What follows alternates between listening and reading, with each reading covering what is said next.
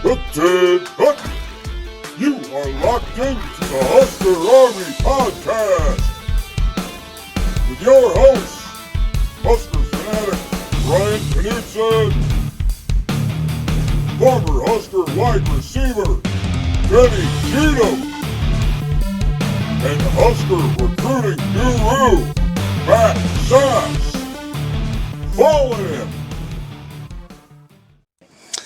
There were some explosive plays. There were some extended drives. There was some big plays. I have to probably watch the film to see kind of who did what. Obviously sometimes, maybe some players are matched up against a player that's just maybe older than them or better than them. But I thought there was a lot of positive energy in terms of the way the offense conducted themselves, got in and out of the no huddle, sometimes got in a huddle. Just the overall feel from the field where I was felt really good. And so those are the things I was looking for. Obviously the 2 turnovers back to back I didn't like, but happy that the defense made those plays, and then I felt for the rest of the game that some plays were made that we have to make.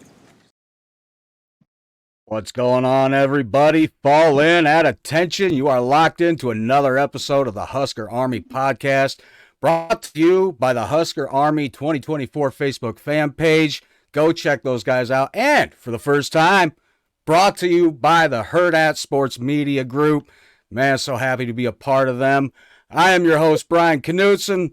With me is our recruiting guru, Herbie Husker, Mr. Matt Sass.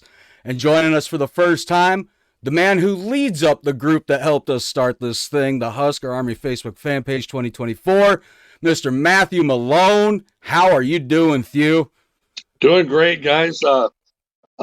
Just an honor to be on here with you guys. I know that we kind of shot this idea around. You guys had already had your own thing up and going, and we had obviously tinkered around with the idea of having a podcast. And what better way to do than have somebody who had an established great podcast going than to hook up with you guys. So an honor to be here.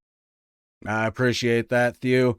It was an honor to take up the mantle of the Husker Army. It's a great title for a podcast. It was a great title for a fan page.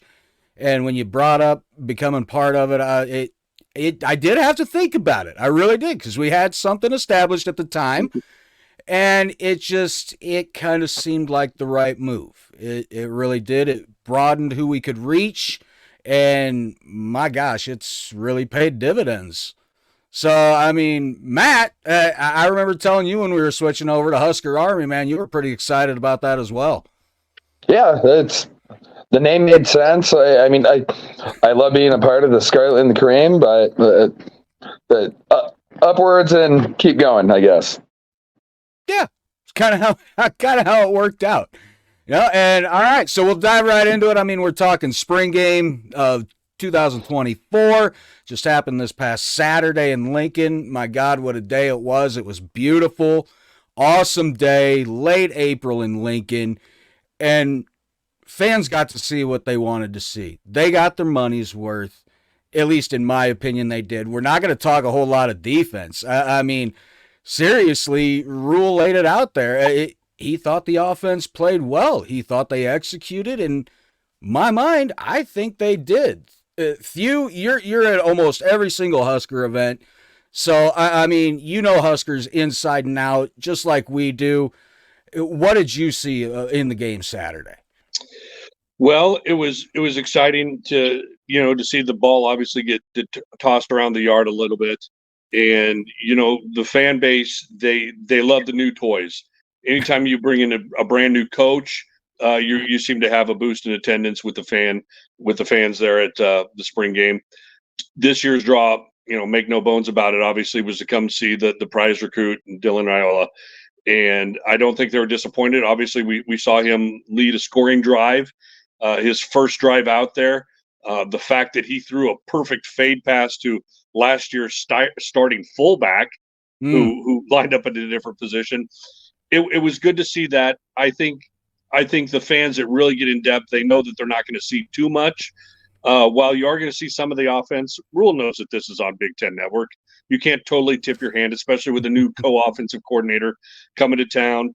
We've talked a lot about, and we'll probably get into it later in the show, about how revamped that wide receiver room looks with the tight ends. So he wanted to be able to give the fans something as far as being able to show them, hey, and he talked about it too, that we're not just going to run the ball, we're going to throw it this year. And fans were able to walk away and know that, hey, we have two great incoming freshmen at quarterback. And also, I think, to an extent, you also saw some improvement from Harburg as well. I would absolutely agree with that 100%. To me, Harburg looked a lot more accurate, a lot more comfortable. He didn't look so I forget, happy feet. That's the term I was looking for. Knew exactly where he was going with the ball. He wasn't staring down receivers from what I could tell. And I mean, all around, yeah, everybody wanted to see Raiola and company. I get it.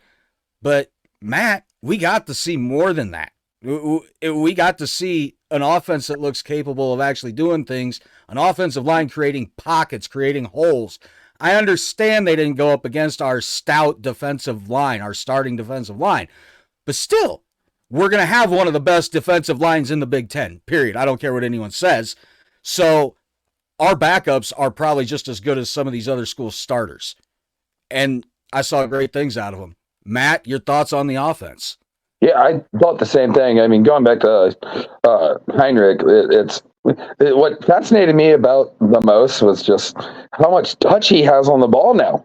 I mean, it shows he's really worked. I mean, the running backs, Dowdell, he looks phenomenal. Johnson, we already know what we're getting out of him. He's going to be a stud. I mean, Ramir didn't play. I mean, the wide receivers, how can you not just be just unreal excited about Barney? I mean, him, in my opinion, he was the MVP of the spring game, not counting the quarterbacks, of course. But Barney, oh man, I was baffled. I mean, I thought he was a huge win for us because I mean, no one projected him to come to us, and out of the blue, he was like, "Yeah, I'm going to Nebraska." And everyone was blown away by it. And then he comes here and just does that from day one. It's like, wow, okay, now I'm excited. So yeah, I loved everything I saw. Yeah, and that was one thing I was excited about was the wide receivers. Rule did say we are a little bit thin at that position. I understand that, but in my eyes, I think we got more depth. But he's the head coach. What the heck do I know? So, I mean, what I saw was a much improved and efficient offense, at least as far as play calling went, as far as execution went, and quarterback play. Accuracy was key, and I was very impressed all the way around, especially with Raiola, all three of them, Raiola, Harburg, and Kalen. They did great, and even who the heck was number 19? 17 and 19. I don't know who they are, but I think we go 5 deep now.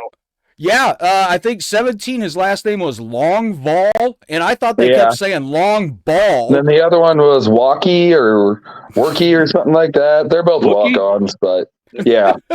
Something like that. Give your best Chewbacca call there. All right, we might as well talk about it. I mean, what everybody was showing up to see, at least 50 to 70% of the fans, was Raiola. And, he didn't disappoint. And according to Rule, he didn't disappoint him either. So here's Rule on Raiola. But I think Dylan's had a very good spring. The plays I liked. I was up doing the radio, TV at one point. That one where we kicked a field goal that we missed. You could see he wanted so badly to throw the ball back across the middle of the field as he was scrambling, and he didn't. The one scramble he in's probably a sack. But he's got two hands on the ball as he's running. So it's gonna be the little things with Dylan, not the big things, right? He's got a great feel for the game. He's got a big time arm.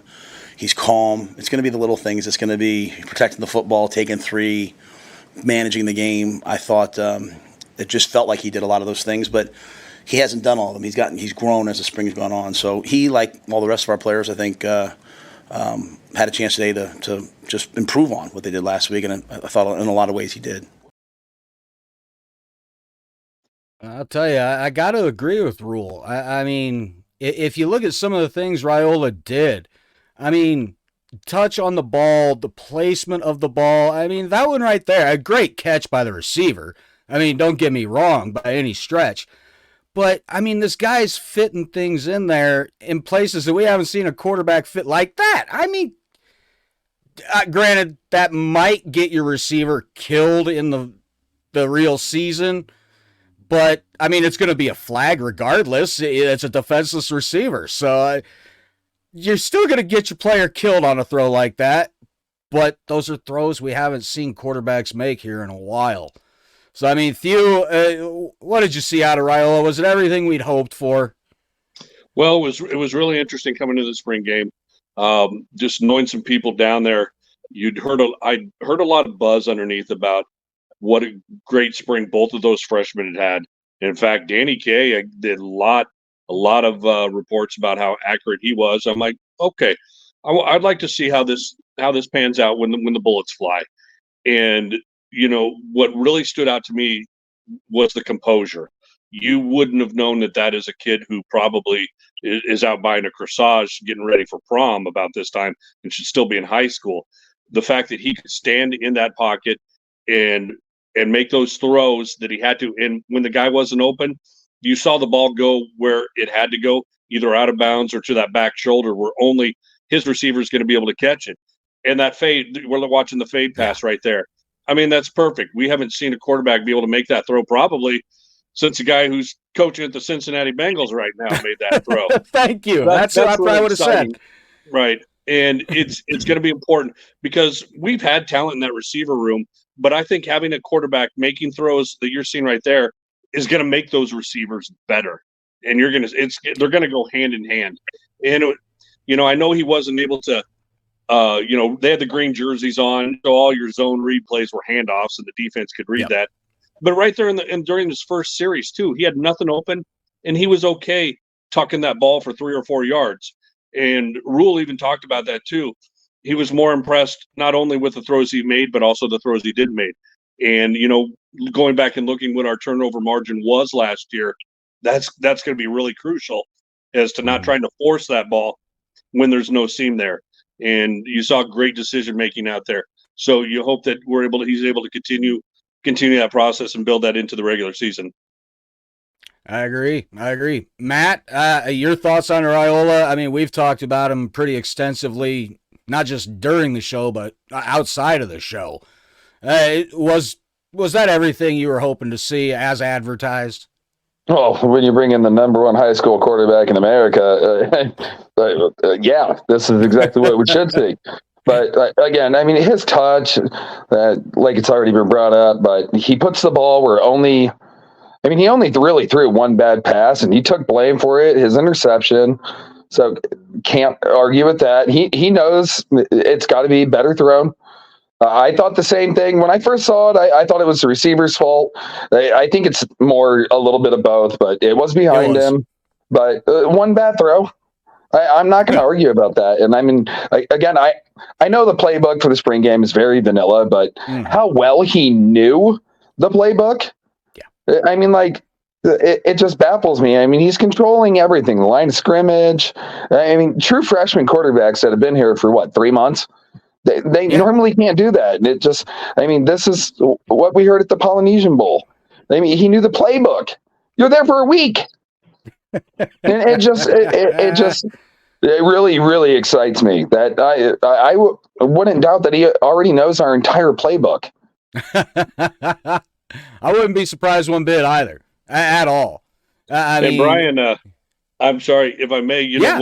What was really, really nice to see, and if you're going to forecast this too, was just showing that ability. Maybe that's not 10% of what we're going to run, but for any opposing coach to even just see us throwing that ball around the yard on Saturday, it's going to give those defensive coordinators that decided to line up 37 guys in the box last year and say you're going to have to beat us on the run, knowing that Harburg and those guys might just hit a 70-yard touchdown pass here and there, but you're not going to do that on a consistent basis. Now defensive coordinators can't just gear on our run. They're going to have to defend the whole field, and that's what's going to be great.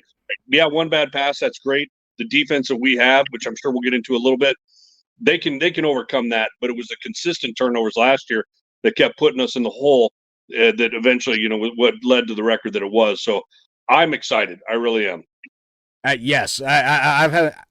Look, I'm excited for every single Husker season, period. I'm a Kool-Aid guzzler. We're going undefeated every year. We're winning titles. I don't care. It's always how I feel.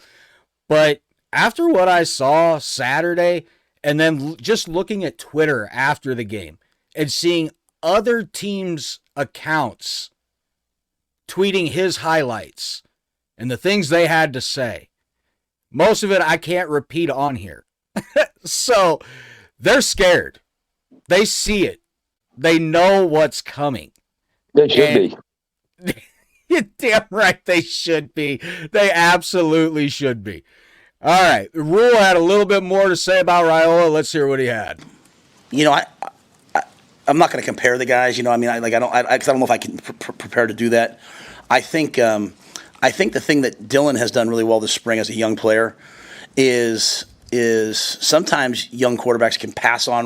He's kind of covered, whereas Dylan knows the ball's supposed to go there. He's going to throw it there, and if he throw it on his back shoulder, he throw it. You know, he'll throw it where he needs to throw it, and then trust those guys to go make those plays. You can't play quarterback and receiver. You can only play quarterback, and so you've got to throw the ball away from the defender and let the guys go make the plays.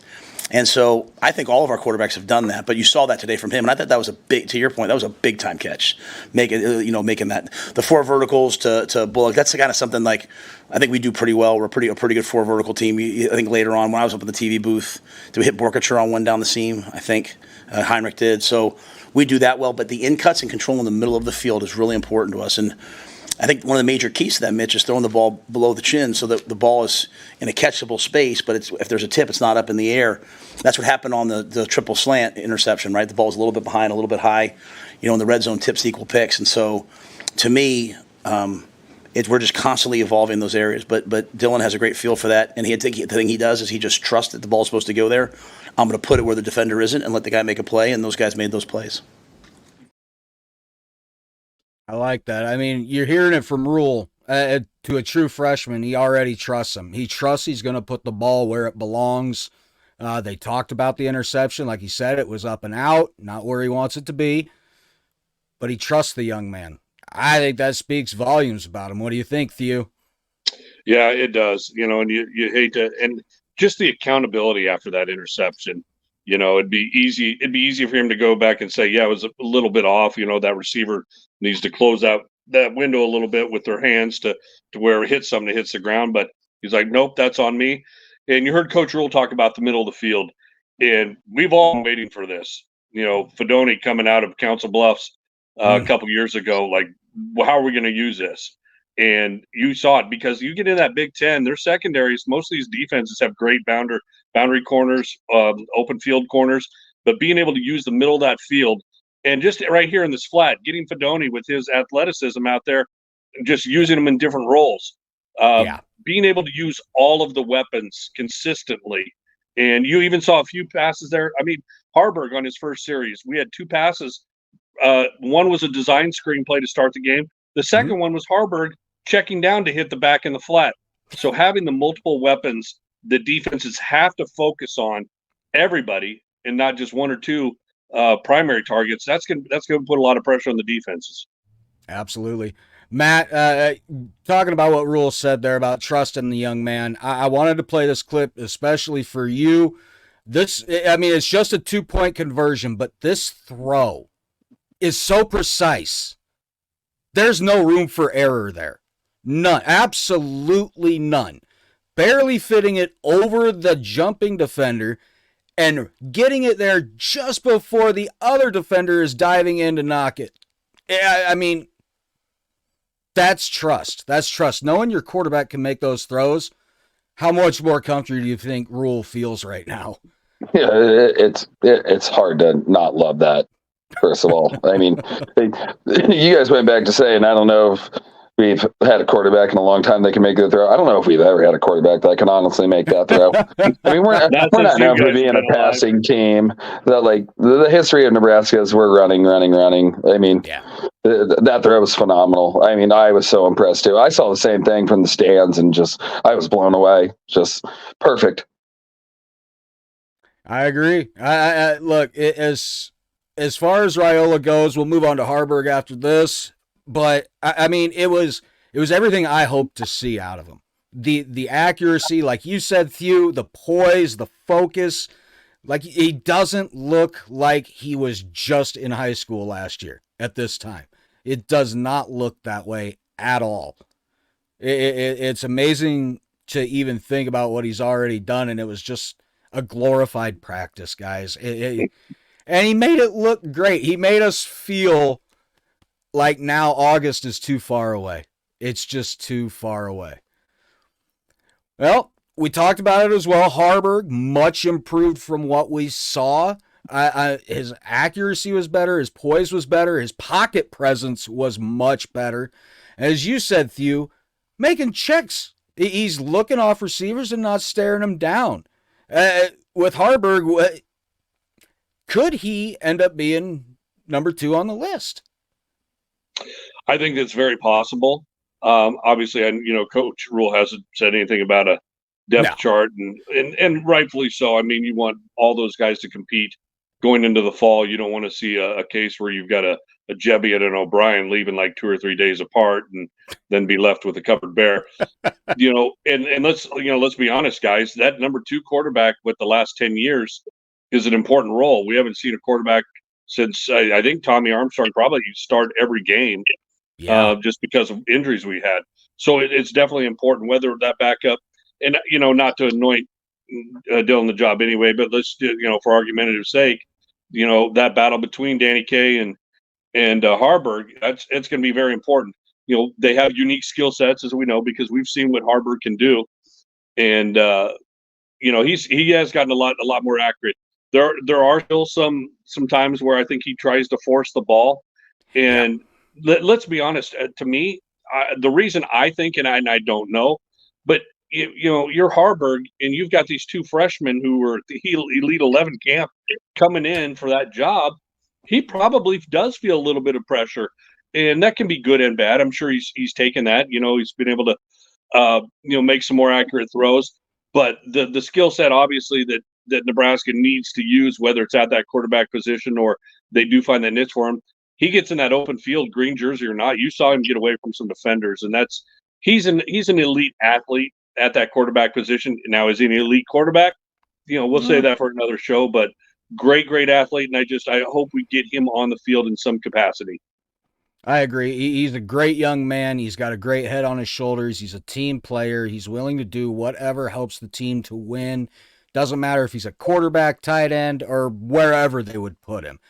Now, Matt, Thew just brought up the athleticism Harburg still possesses. And I mean, the run he had in that first quarter, I think it was his second series, smart, but great pocket by the line, but seeing all that green in front of him and finally just not even thinking and taking off. I mean, that's improvement right there, isn't it? Yeah, I mean, you saw that last year, but even from the stands, I saw the opening, and there was no one over there, and I thought the same thing, go, and then he took off, and it's like, oh, yes, he saw it, all right. But, I mean, this is what he is. He's very athletic. He's known more for his running, but he has improved, very, very much improved. Yeah, I would say so. Like I said, his passing, it looks more fluent. It's more on target. The balls are where they need to be. He's still a little off target on some. I wasn't expecting him to come into this year looking like Peyton Manning or anything like that. And even as a Husker fan, I'll say it right now. I do love Peyton Manning. I think he's a hell of a guy. He was a hell of a player. And I bet they're still washing grass stains off his jersey from the Orange Bowl in '97. So, I've got I'm a Colts fan. How do you think I feel about Peyton Manning? I still have his jersey. That's true. That is so crazy to think about. But yeah, Harburg really impressed me. It was so much better to see him improve on the parts that people were giving him crap for last year. And this one right here, this touchdown pass to Fedoni. First of all, right there, checking off, looking down. I mean, great job by Fedoni. You see the power in the lower body, holding on to the ball across the goal line. I apologize. It's a 42-second long clip, so we're still going to stare at this for a minute. But he just looked so much more comfortable at quarterback than he did at all of last season, and that includes the games he won. Thew, what more can we say about Double H? As long as he keeps competing, because regardless if he's named a starter or not, it's a guy that's been in your program, and he's able to be a leader by example. And whether that's in a starting role or a backup role or in a different position, the guys that have been in this program for over a year who went through the 5-7 season, yeah, he didn't make all the plays, but that guy was out there competing very hard every game, and that's how you garner leadership, by going out there leading the troops through that. And I think that's a big thing that he's got. And maybe the long ball, the touches, you can still work on that, but just that run element that he gives you, I'm sure they're going to find some packages for him, whether it be at that quarterback spot or at H-back or something like that. Yeah, Matt, looking at this ball from Harburg, I mean, that's a dime. Now, I've got to admit, I've watched this in slow-mo back. I don't think this is a touchdown. You watch that left foot, it's out before he touches that pylon. You get instant replay during the regular season, that's down at the 1 probably. That's down at the 1. So it's it was very clear. It's ticky tack. It's he was bang bang in the pocket. So, I mean, he was touched in the pocket. So I don't know. You let him play a little bit. For that hand, I can't see it. So I've looked at several angles for that hand. I'll tell you, it was one of those when I saw it back, I was like, oh, that left foot, it looks like it touches just before he hits the pylon. I'm like, and I thought about the Minnesota game last year, how close that replay was for them to have that touchdown. It's things like that. It was that close to me. So who knows? Could have gone either way. All right, quarterback's room. I've got just a couple clips of Kalen. They're really quick. I mean, as far as he goes, look, the young man was impressive. He looked accurate. He also looked comfortable, looked capable of running the offense. He is a little off on some of the long balls and things like that, but all in all, he looks very capable to come in and run this offense if called upon. So, Matt, you talked about him when we did our recruiting special and things like that. Was this what you wanted to see out of him, at least as far as competing for number 1? Absolutely. I actually thought this was better than what I was expecting for a true freshman. I mean, everyone pretty much understood what we were going to get out of Dylan. I mean, he's good. He's really good. But, I mean, Danny, he shows a lot of promise. Like, we do not normally have true freshman quarterbacks come in that play this good. I mean, that's what you get with an Elite 11 quarterback. He's good. He's probably one of the better quarterbacks to ever come out of the state of Nebraska. Thew, what are your thoughts on Kalen? I mean, he was once Raiola flipped his commitment, he was poised to take a visit to Michigan State. Then what was it, Matt, 2 or 3 days later, he decided, no, I'm going to cancel that trip. Yep. To me, that said a lot. That says somebody on the staff talked to him. He understood what they wanted from him. What did you see out of the young man in the spring game? Well, to be honest with you, just getting a few glimpses of him earlier in the spring, he actually can play better than what he did, because I know that he missed on a couple, but he looked efficient. I want people to know that he is a very, very accurate quarterback. I think, and it's very hard when you have 2 freshmen in there, and then we're comparing him to one of the best recruits we've had in several years. So let's take 15 out of the equation and just analyze him for coming in there as a true freshman. Did very, very well. I think that he was starstruck to a bit. I think he rushed on a couple of plays, but that's going to come with maturity. I think we also know that, should things shake out where he has to enter a game, because, I mean, we've seen us get down to the 3rd string quarterback in the last few years, that we're still in good hands. And you know what, guys? 20 years ago, we'd be having a conversation of, well, which one of these guys do we redshirt so we have for an extra year? But you can't do that anymore.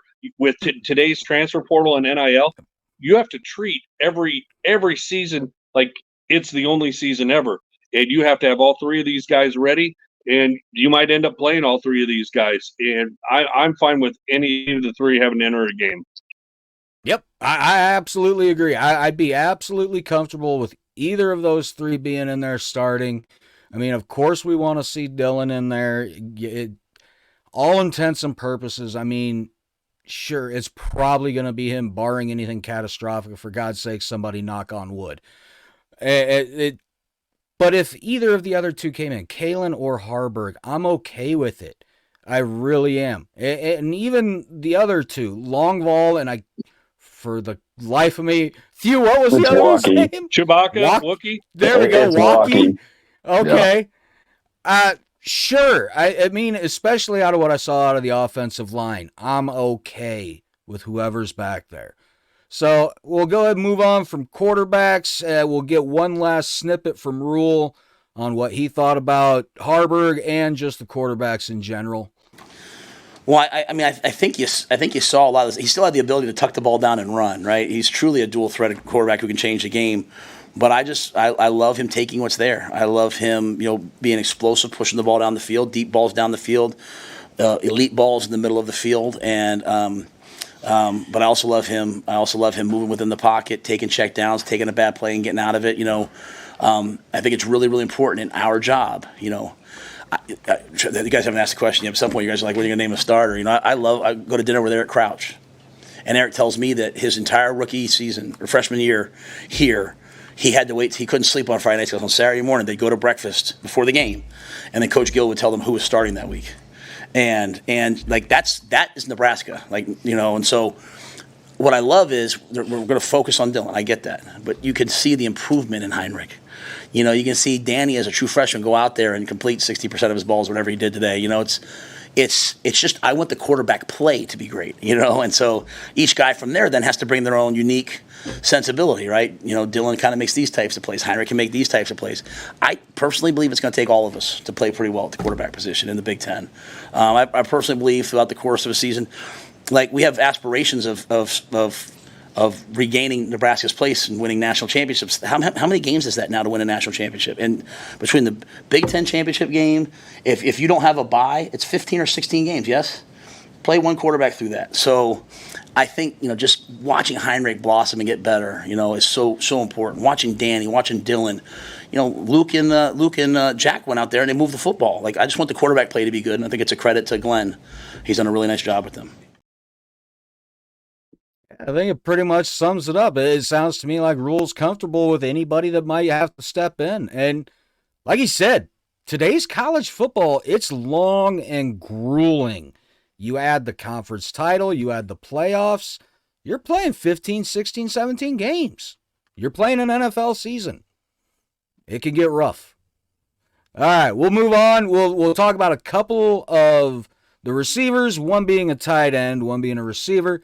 Of course, Fedoni, loyal, tough, resilient. There's nothing you can say about this kid that nobody hasn't already said. To hell with the haters. I was sick of hearing people just dogging on this kid on Twitter for no reason. The guy's coming back from 2 ACL injuries. Normally, that's a career ender. I don't care who you are. If you're in sports and both ACLs are gone, your career's over. It's not for him. For him, it's just beginning. Rule kind of agreed, and here's what Rule had to say about Fedoni. He's a pretty explosive guy. He's 4'5", I think the biggest thing with Thomas is, at the end of the season, I said to Thomas, I was like, what a great fall we had. Meaning him, like us, we had. And he's like, what do you mean? He is. What I love about Thomas Fedoni, man, he's never happy. He's never happy. And it's because he wants to be great. He wants to be the best tight end in the world. And he's always trying to get better. But my point was, coming off 2 ACLs, to get through a spring, a fall camp, and a season healthy, that's what he needed. Because now instead of rehabbing this winter, he's lifting. And he's in the 260 range at 4'5" with 35-inch arms, 34-inch arms. He's a physical freak, and he's loyal. Every team in the country is trying to get him to leave and go there. And the kid's he's Nebraska Cornhusker through and through. So I love that guy, and I love his approach. And it's still good for our players to see a guy who's so obsessed with being great and never happy. You know what I mean? But at the same time, to your point, he just had to have a true off season. He just had to have weightlifting where he's not rehabbing, and now I think you're starting to really see what he can do. I 100% agree. Matt, we've talked about Fedoni. Like Rule said, he's finally had time to have an off season, not rehab, an off season, lift, drills, playbook, film, not rehab. What are we expecting out of Mr. Fedoni this season?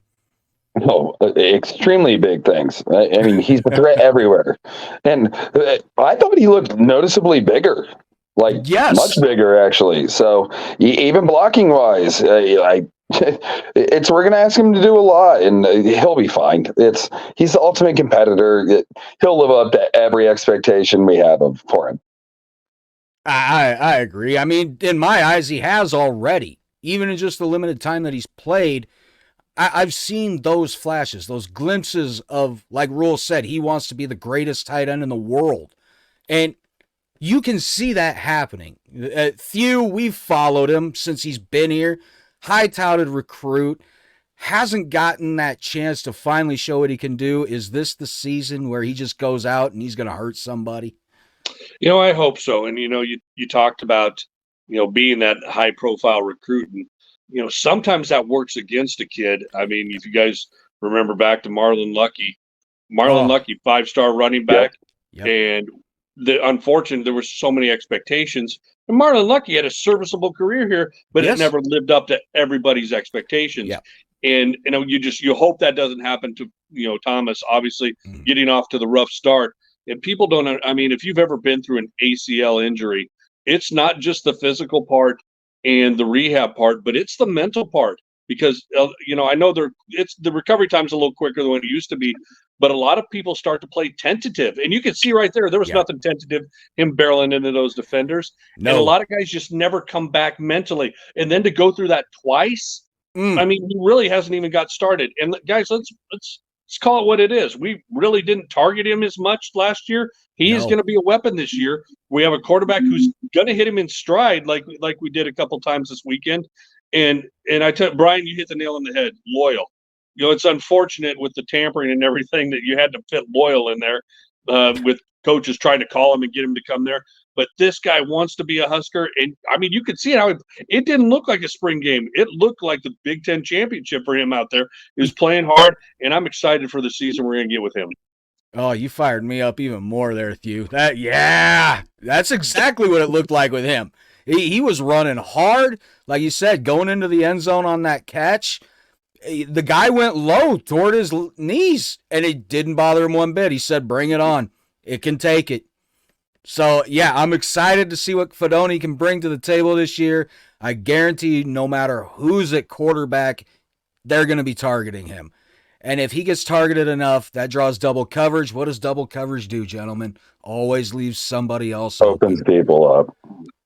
And guess who that person could possibly be? I mean, there's only one other guy that I could think of that kind of had a decent, spring game at receiver. That'd be Jalen Lloyd. And here's what Rule had to say about Lloyd. Yeah, I mean, I think the thing with Jalen is his ball skills just continue to improve, and it's really a credit to like Marcus and Garrett. They've introduced drills that I've always been against. Deep down inside, I'm just a D-line coach, right? Like I want to they do pat and go and all these drills, and I'm like I was always against them. But we started doing them, and the guys have just bought in and gotten better and better and better. From the first scrimmage to this scrimmage, the ball skills, the catching of the football has just improved, and I think Jalen's one of the prime guys with that. It's one thing when guys have great speed, but when you're like a triple jumper and when you're long jumper, he has such athleticism and mobility, so he can track balls. He's loose. He can track it over his shoulder, and he plays hard. So when the quarterbacks get outside the pocket, he can turn up. And to be honest with you, Dylan has the ability to get outside the pocket and make those big throws. And Heinrich can get outside. Heinrich can throw the ball 75 yards. And so you have a feeling that, hey, I can turn up on these plays.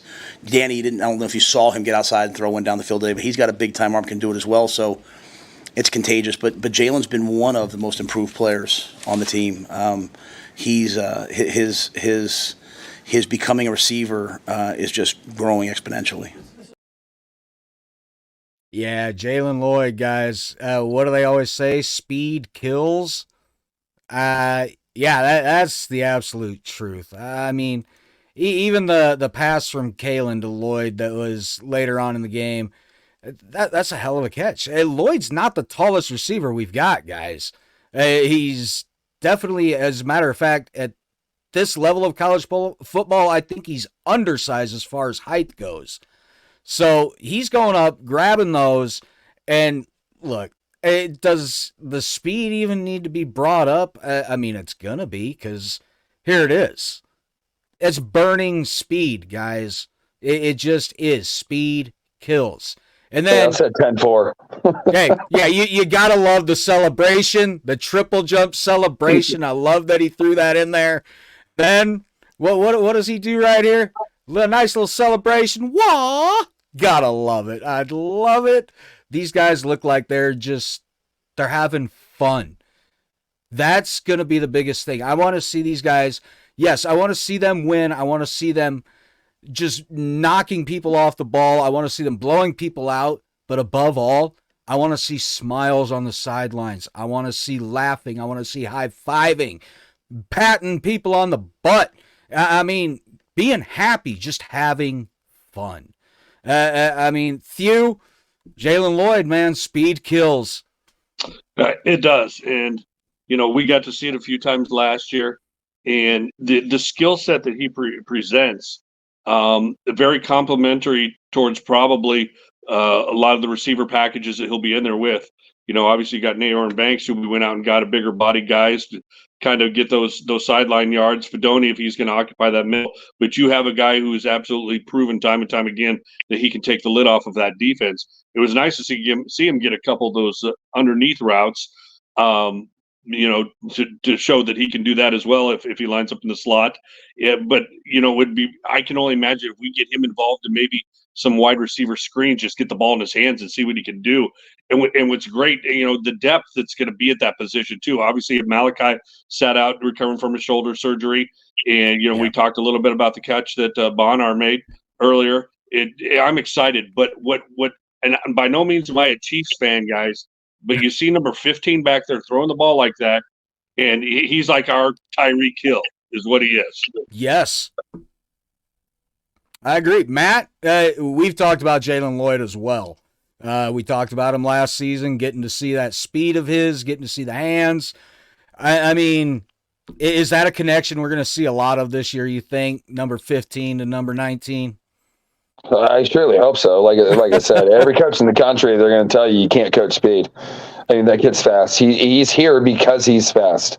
That's what Rule wants. And here's the scary part. Like, Coleman's not even playing yet. I put him on the field, Lloyd on the field, Barney on the field. I mean, and then you still have Nayer and and then Banks, Bonner. It's who do you cover? Borkature. You can't double team anyone. So I mean, you got two outside receivers. I mean, depending on Jalen Lloyd going into the slot or not, but now you got two wide receivers that they're half a second off of each other.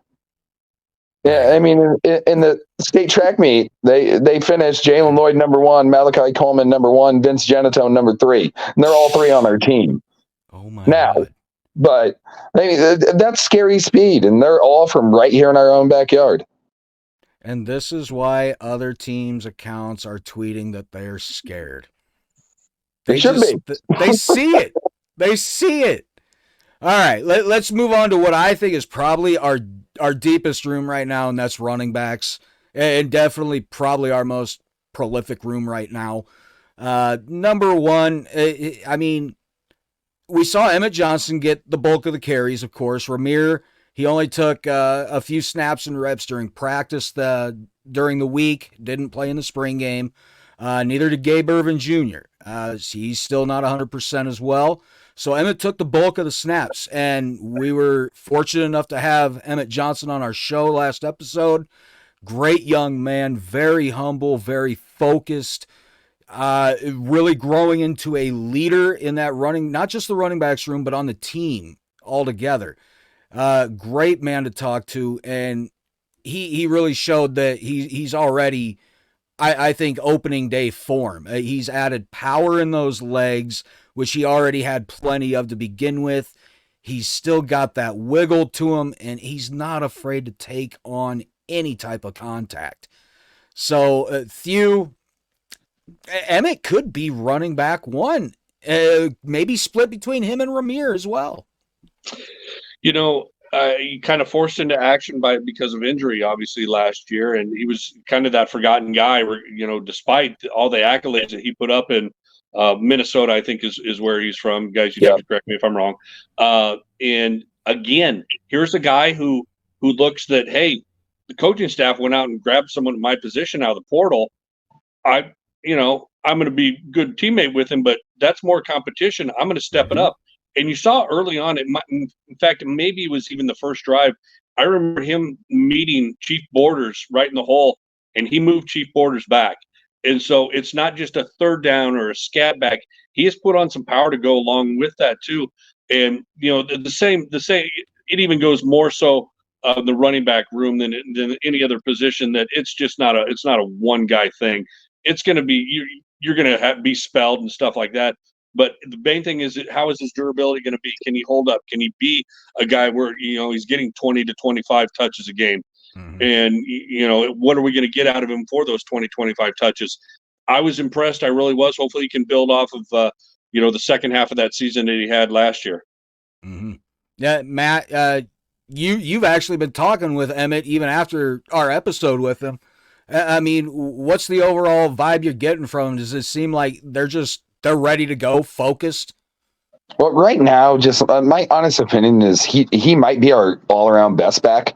Catching, blocking, running, everything like that. You brought up the catching. So, good. Yeah, yes. I mean, he's so versatile, and he's gotten stronger. I don't think he really needed to work on his speed. I mean, every running back's going to say, yeah, I work on my speed every day. But, I mean, you're a running back. You're supposed to be fast. So, Bill, he looks amazing, in my opinion. Yeah, and like you said, versatile. Not just a great runner, great speed, great power. The man can catch. He's got good hands, and he said that in the episode we had him on. Like that there. I mean, just putting your butt on the turf and snagging it right off the ground. I mean, that's, as a running back, that's not easy. Even receivers will tell you that's not easy. So, I mean, I couldn't be more excited to see what he's going to do for us. God, just the way he hits the hole. There, he ran over Chief right there. And by the way, Chief Borders entered the portal today. Yep, Chief Borders entered the portal today. He wants more playing time. That's all. Well, I get it. We're stacked at that position, man. So I'm cool with it. I think Emmett right there might have shown him you may not get that playing time here, young man. So, man, that's always great to see. Let's talk about some of the ones that may not get a whole lot of exposure right away this next season, like Mazuka. Okay, probably not going to see a lot of playing time, but look, I had to show this spin move is great. The cut, yeah, the cut at the line was phenomenal. It's for a walk-on. Dude, he looked amazing. He looks like pork chop.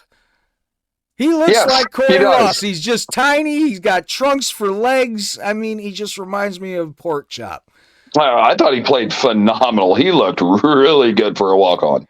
He looked like he was definitely putting on a show for somebody, that's for sure. He really showed he wanted to do something with it.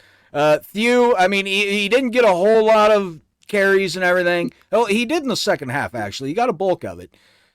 Well, guys, and we talked a lot about this, with like Lloyd and stuff, getting past the defense. But, let's be honest, in today's game with how quick defenses are, your running backs very rarely have house calls anymore. And it's more of a quickness, I think it is, than just a flat speed. And he did show after that one cut that he could get it up into the hole. He doesn't need to be a 4-3 guy to be able to hit that hole. And can he consistently, if my offensive line is giving him such, can he get 4, 5, 6 yards, get to that second level? And guys, let's be honest with Gabe, how he went down last year, and Ramir came to school with like shredded, everything. And so you never know how he's going to hold up. If you got a guy like that can give you serviceable touches at maybe a third or fourth string, I'm okay with that. And to be honest, I was a little apprehensive. I thought, okay, maybe he's just here so we can get his brother here to play on the offensive line. But I was impressed watching the touches he did get.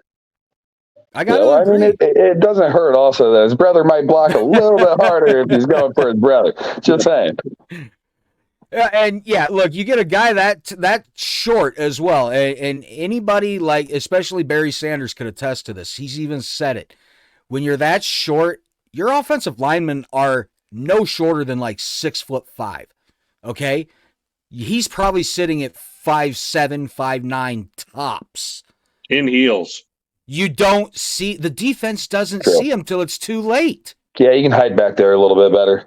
How do you think Barry got a lot of yards? And he's not ashamed to admit that. He said, by the time they saw me, it was just too late. Yep. So that's why I like guys like that. Not to mention I'm only 5'6", so I'm partial to shorter guys, man. I really like the short running backs. They always just seem to have a better kick to me. Now, speaking of running backs, we got to talk about the transfer, Dowdle.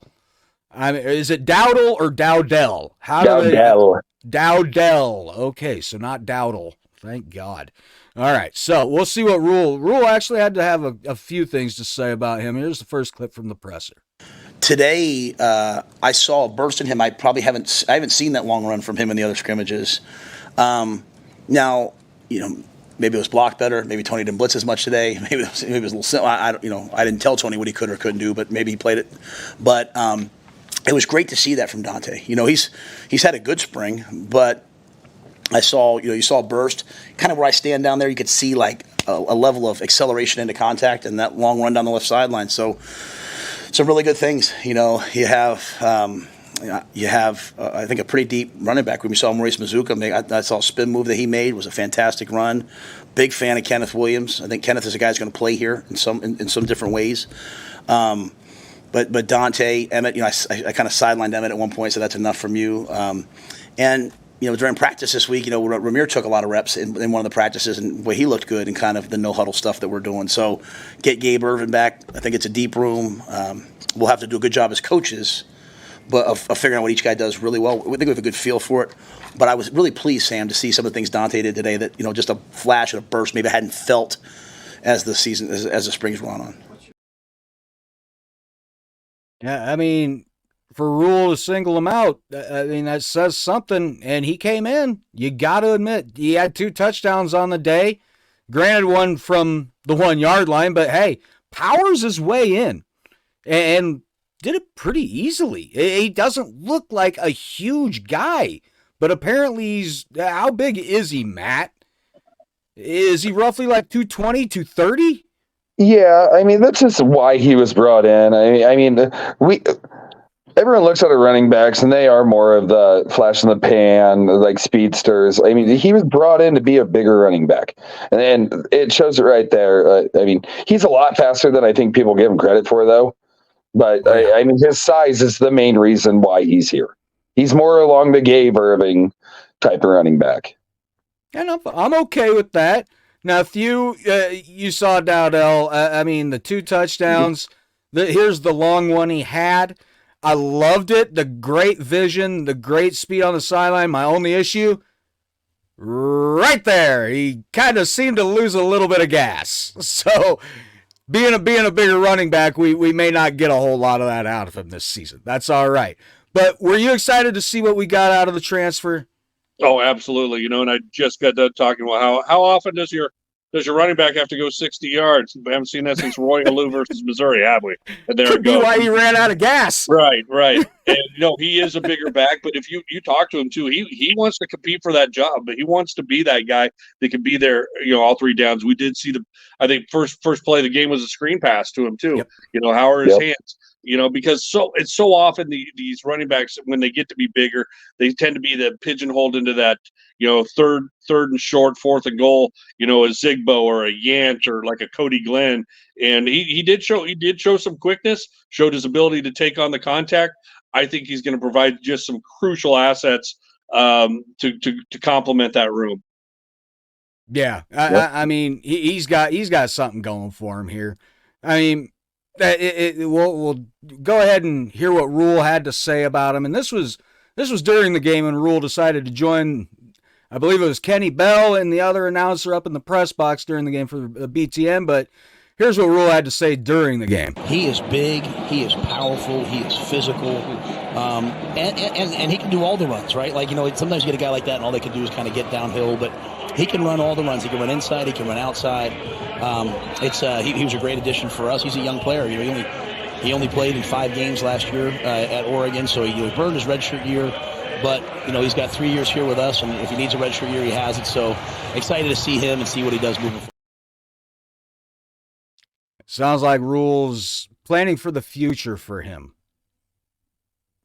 To me, that's just what it sounds like. So, I mean, I'm excited to see him. Look, I like the bigger backs. They can get you that 4th and 1, 3rd and 1, maybe 3rd and 2 or 3 even. We lost Jaquez Yant, and that's who we were looking for to be that guy last year. We didn't get him, and that sucked because I really liked him. I thought Jaquez was going to have something here. And unfortunately, great season at, I believe it was Florida A&M is where he ended up. So ended up with a good season there as well. But looks like Dowdell could be that type of thunder running back we're looking for. We've got lightning, that's for sure. We just need that thunder. All right, we'll talk about one last thing before we shut it down. And I had to save it to last. It's Bonner's kickoff return. All right. Look, everybody has talked about it. Rule needs to put like a fluorescent pink jersey on the kickers or something, because the poor kid thought the kicker was on his team. And like you said before we started recording with you, he thought it was his escort into the end zone. So here's what Rule had to say about that. Yeah, I felt bad for him. I think he thought the kicker was the same color jersey as him. I was watching that one on TV, but the kickoff return's hard to tell, right? Because it's not live. But I watched the TV replay up there, and I think Kobe grabbed his flag, and that's it. So, but Jacory's dynamic and he's tough. He's still learning a lot. Like, they jumped off sides, and he took off before the ball was snapped because he saw them jump off sides. So he's really a smart player. But he's really, really competitive, really fast. And if we can bring just a little bit of that kick return dynamic to our team, that changes things. And then he can play all 3 spots because he is quick and fast and can catch the ball across the middle.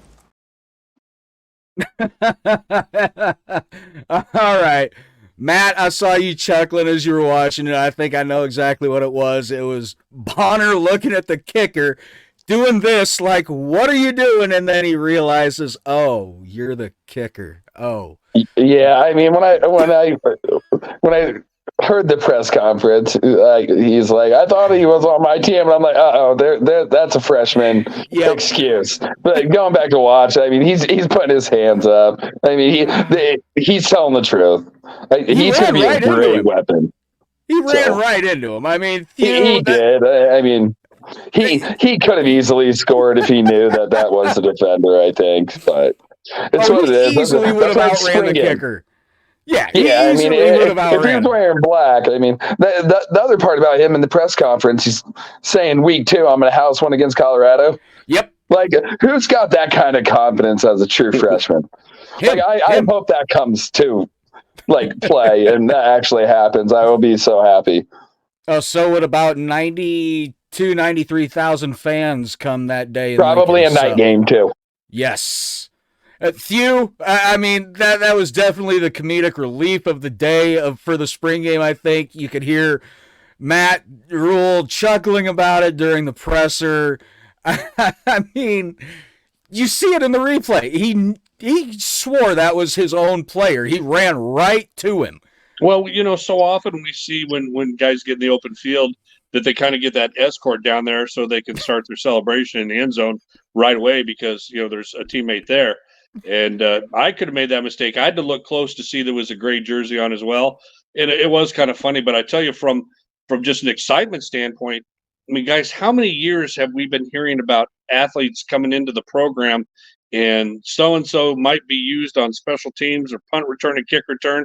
And we got to the point where it was almost like the little boy that cried wolf because we never saw returns. And I don't think we'd seen a kickoff, really.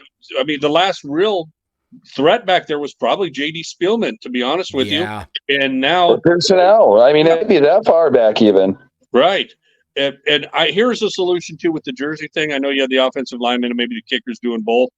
And they talked about playing both on both the red and the white. Why not put them in pink jerseys? Yes. I mean, it's 2024.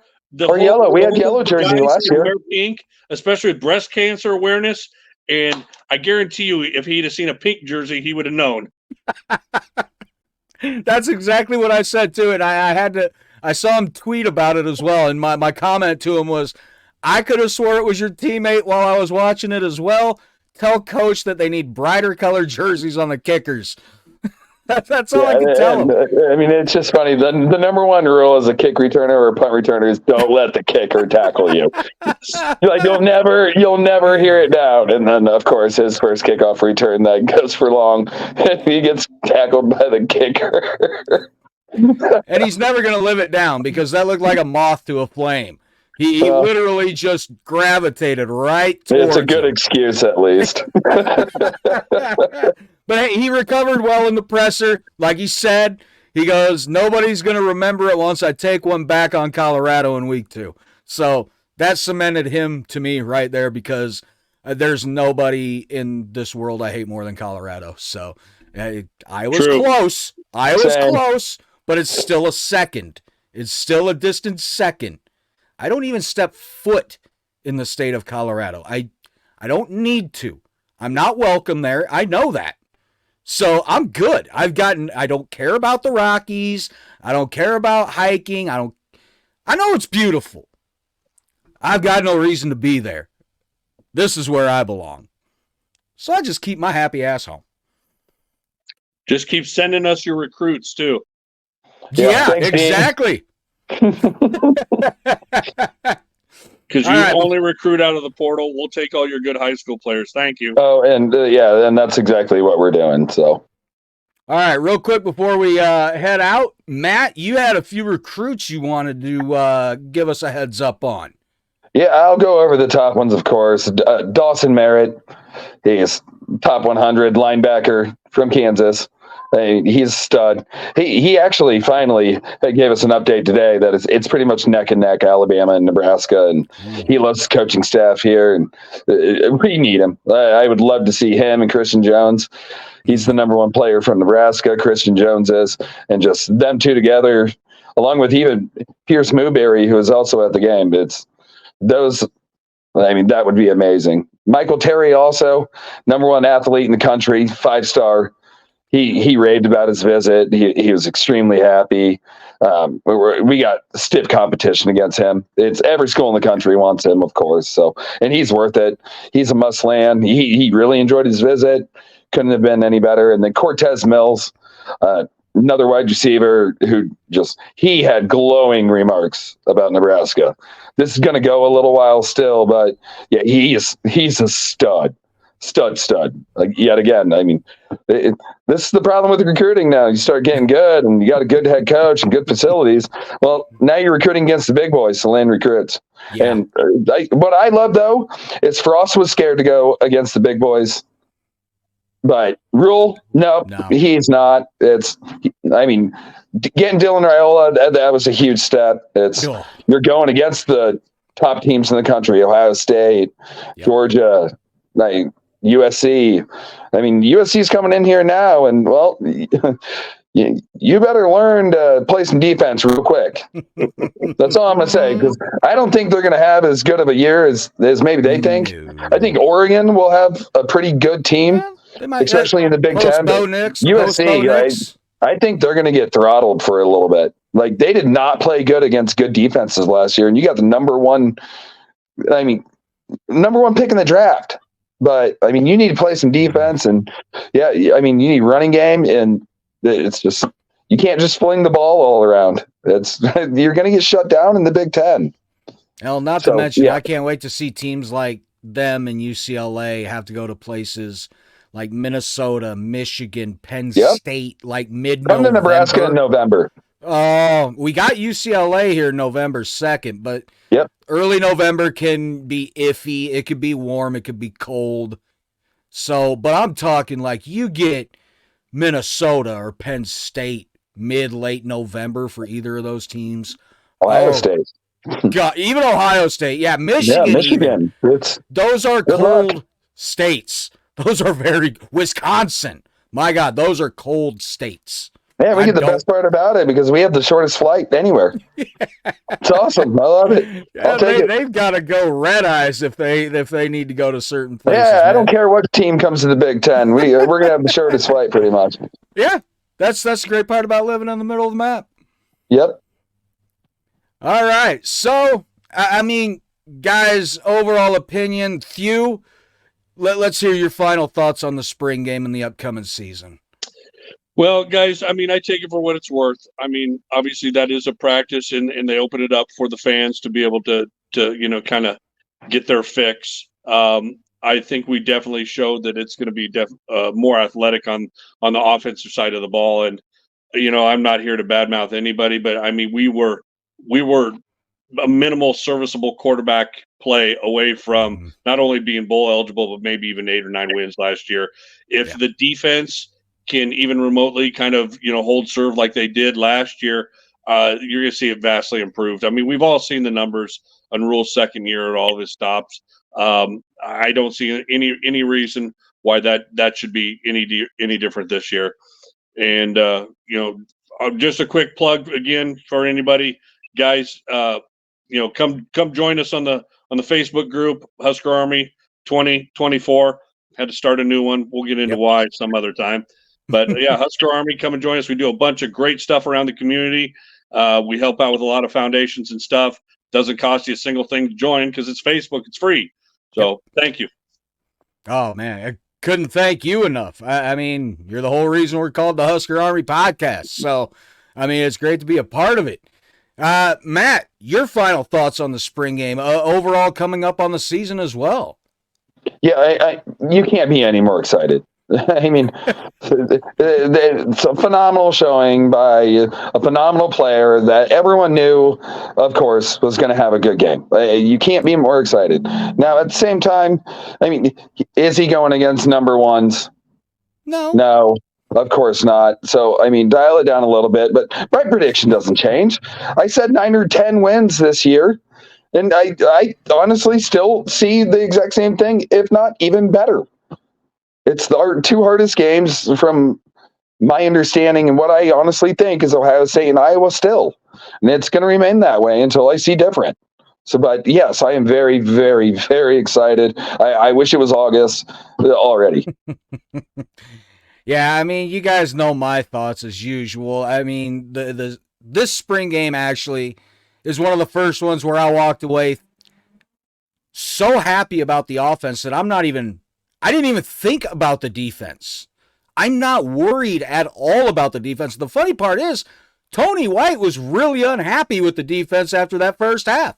If you go back and watch the replay on BTN, they interview him right at halftime. He wasn't happy at all. So, but I'm not worried about them. Aren't you going to get that in a spring game, though? I mean, it's 6 of one, half dozen of another. Either your offense looks good and your defense looks bad, or vice versa. I mean, how do you take that? It's almost a no-win situation then. I know. I try to think back. It showed Rule wasn't very happy either. I mean, that's why they were running wind sprints going from the 3rd to 4th quarter. I liked that. I really liked it. I mean, I'm baffled that nobody asked him about that, but that's what Rule does. Like, if he doesn't see the effort that he likes, I think they got a little relaxed, and that's what he does. He makes them run laps. Get your head back in the game.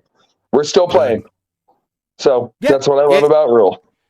Yeah, I mean, and going to what you said there, Thew, you get one side of the ball playing good, you 9 times out of 10 walk away thinking, oh, God, is the other side of the ball bad, or is that side of the ball that good?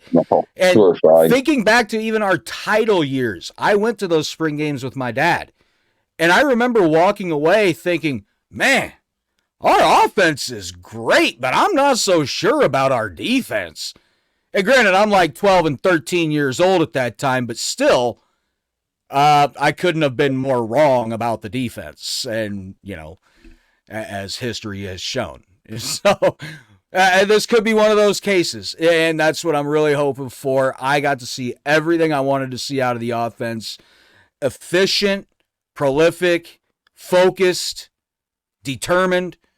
The offensive line looks so much better. I know they weren't going against number ones, but my God, the pockets they at least created. Our number twos on defense are better than some teams' number ones on defense. So to see them create those pockets, those holes finally, we didn't even see that last year in the spring game. We saw sacks. We saw tackles behind the line. So we didn't get a whole lot of that this time. Now, as far as defense goes, the one thing I will say, I was happy to see the flow that they had. A lot of tackles they had on screens and flares. They fought off blocks, got in there, weren't allowed to get blocked downfield. So I was real excited to see that. But as I said, defense I'm not too worried about. So, all right. Thew, where can everybody find you on social media, my friend? Go to Husker Army 2024. We have a Facebook group. You can also visit us at Husker Army, just the page. Building that membership back up. I've done a lot of great things around the community. Helped out Foreman Foundation, helped out the Dream Foundation with Steve Warren. We've even helped one of our members that had a disability, help them buy a service dog. We've done all kinds of great stuff. You're not required to help us with any of our things, although it is great if you can. And we try and bring you all the great information. And we've got a kick butt podcast too. Hey, I agree with that. I agree with all of that. To heck with the podcast thing. What you guys do for the community is absolutely amazing. And like you said, it doesn't cost a thing to join this group. It's Facebook, guys. Come over and join the Husker Army because to me, it's the best Husker fan page on Facebook. I'm not just saying that because we're the Husker Army podcast. I'm saying that because it's damn true. It is great folks, great administrators. Nobody is excluded. If you're a Husker fan, you're in. Just don't be a D-bag. Don't be that way on the page, and everybody gets along just fine. So, Matt, where did everybody find you on social media? We see it right there, but you got to let people know. Yep, I'm Herbie_Husker15. So right there on X or Twitter, whichever you want to call it. So it's still other than Twitter. that, Husker Army Pod. All right, and guys, you know where to find me, just at Husker Army Pod. You know where to find the show, YouTube, Apple Podcasts, Spotify, Buzzsprout, all of that. It's pretty easy to find us. Google it. We pop right up. It's great. We're a part of the Herd At Sports Network now. It's part of the podcast family. We're going to have a new name for that Herd At has told me about soon. And so that will change there, I'm sure, that little graphic up there. But it has been an amazing time. I want to seriously thank Ken from Gen Red for giving us a suggestion to Herd At a while back as well. That what Ken has done for us has been amazing, helping me out as far as learning software, learning how to do certain things for podcasts, and Herd At Sports. Thank you for getting a hold of us. Thank you for signing us up. And we really, really hope that this is just the start of bigger things to come for the Husker Army podcast. And we hope we do Herd At Sports proud. We hope we do Thew. We hope we do you guys proud for the Facebook page. Every episode. And we appreciate that. And that's all we want to do. And it's been amazing. Never thought that this would actually turn into something where we sign a contract for anything. That's for damn sure. So, guys, for everything that has helped us along the way, we can't thank you all enough. And it has just been an incredible ride, and we can't wait to bring you guys more. We're looking to have more current Huskers on during the off season. And of course, when the football season starts up, we'll have former Huskers on. We'll have fans on this year. Thew, you going to join us this season? I'll get on as much as these kids and their sports schedules and obviously work allows. But yeah, anytime. It's the same with me, man. Same with me. Yep. That's a lot of times why Mac doesn't get to join us on Sundays during the season. It's because he's got stuff going on with the family when we're recording. But when he does join, man, is it always great to have all three of us on. I'll be on a lot more this year. So yes. That's what I'm talking about, because we're going to be talking about a lot more wins. A lot more wins, folks. Oh, so, yes, we will. All right, I jibber-jabbed for long enough. It's time to go ahead and shut her down. So for myself, Brian Knutson, for our recruiting guru, Matt Sass, a.k.a. Herbie_Husker15, and our guest today from the Husker Army Facebook fan page 2024 on Facebook, our spearhead, Matthew Malone. Thank you so much for joining us today, sir, and we can't wait to have you on again. Absolutely. So, Husker Army, you know what to do. At ease, and you are all dismissed.